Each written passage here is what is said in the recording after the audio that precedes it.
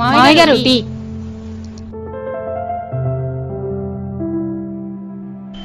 కోడల పిల్ల ఈ రోజు టీ చాలా బాగుందమ్మా. కుదురుగా నిల్చొని చేసినప్పుడు ఎప్పుడు టీ బాగా రాలేదు మామయ్య గారు. ఈ రోజు పరిగెట్టి చేసినప్పుడే బాగా వచ్చింది. పరిగెత్తి చేసావా? ఎందుకమ్మా పరిగెత్తావు?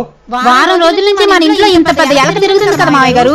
అది ఈ రోజు నేను టీ పెడుతుంటే మన వంటగదిలో అటు ఇటు పరిగెడుతుంది. దాన్ని కొట్టడానికి నేను అటు ఇటు పరిగెట్టాను. అది పరిగెడుతూ మీరు తాగుతున్న టీలో పడిపోయింది మామయ్య గారు.